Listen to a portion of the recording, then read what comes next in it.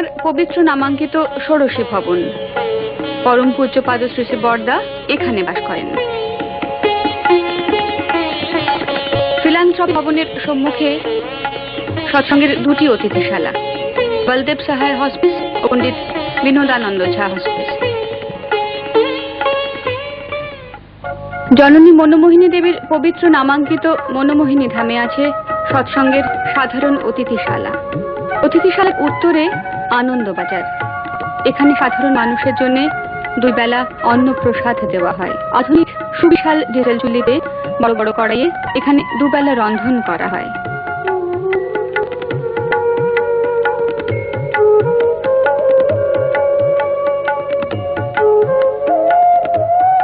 এই মনমোহিনী ধামে সঙ্গীত নাটকাদির যাবতীয় অনুষ্ঠানের জন্য আছে আধুনিক ঘূর্ণায়মান মঞ্চ ব্যবস্থা সম্বলিত প্রেক্ষাগৃহ।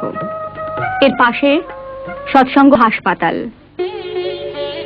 আবাসিকদের জন্য নির্মিত হলেও এখানে প্রতিদিন দূর দূরান্ত থেকে আগত বহু রোগী আধুনিক সুচিকিৎসার সুযোগ লাভ করেন বিনামূল্যে। তাদের সেবায় সর্বদা ব্যস্ত থাকেন উচ্চশিক্ষিত চিকিৎসক মণ্ডলী ও তাদের সুযোগ্য সহকারী বৃন্দ।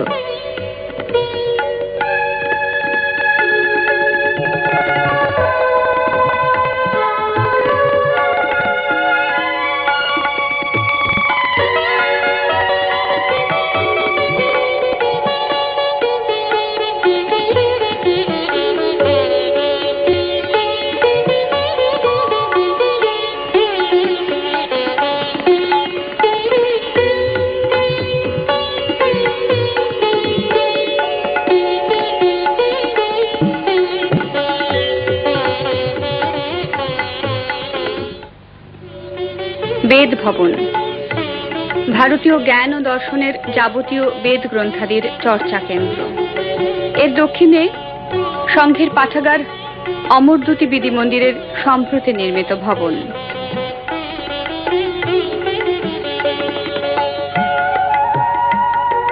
শ্রী শ্রী ঠাকুর সংঘের ছাত্রদের জন্য প্রতিষ্ঠা করেছিলেন তপোবন বিদ্যালয়।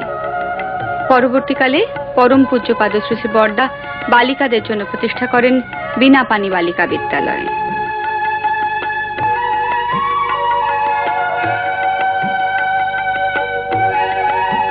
সৎসঙ্গের ভেষজ উদ্যানে তরিতরকারি ও বিবিধ বনৌষধির ফলন এবং সংরক্ষণ করা হয়।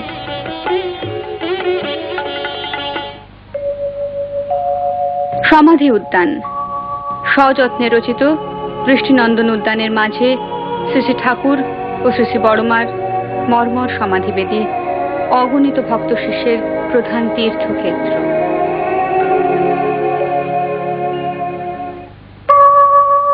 জোসিডির পশ্চিমে দীঘারিয়া পর্বতের সন্নিকটে মানিকপুর। এই মনোরম স্থানে শ্রী শ্রী ঠাকুর ও শ্রী শ্রী বড়মাকে প্রায় বেড়াতে আনতেন পরম পূজ্যপাদ শ্রী শ্রী বরদা।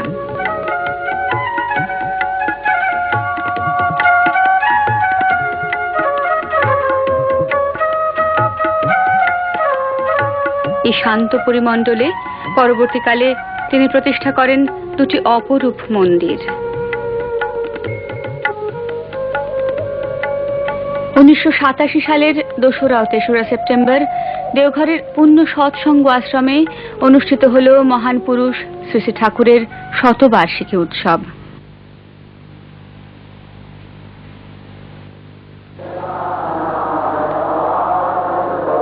এই মহালগ্নে সমবেত হল দেশ বিদেশের অগণিত মানুষ। ভক্তি নম্র চিত্তে শ্রদ্ধা নিবেদন করল তাদের প্রাণের দেবতা সে জ্যোতির্ময় পুরুষ শ্রী শ্রী ঠাকুরের উদ্দেশ্যে।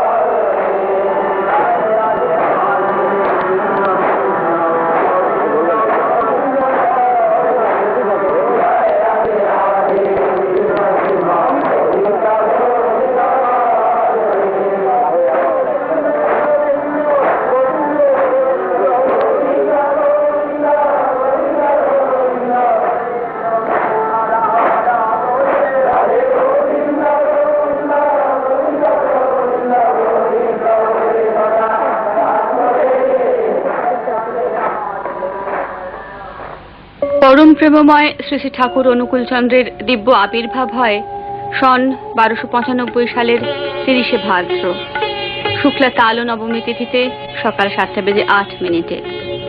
বর্তমান বাংলাদেশের অন্তর্গত পাবনা জেলায় পদ্মাপাড়ের অশিক্ষা, অজ্ঞানতা ও কুসংস্কারে ভরা এক জঙ্গলাকীর্ণ গণ্ডগ্রাম হিমায়তপুরে। মুন্ডিত শির, শুভ্র জ্যোতির্ময় জাতকের সর্বাঙ্গ হতে বিচ্ছুরিত হচ্ছিল এক অলৌকিক আভা।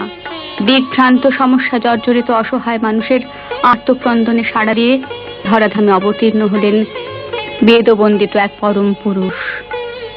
শ্রী শ্রী ঠাকুরের পরমারাধ্য পিতৃদেব শিবচন্দ্র চক্রবর্তী আদর্শ প্রাণতা, কর্তব্যনিষ্ঠা, পরোপকারিতা, অতিথি পরায়ণতা এবং আশ্রিত বাৎসল্যের লোকোত্তর চরম দৃষ্টান্ত স্বরূপ ছিলেন।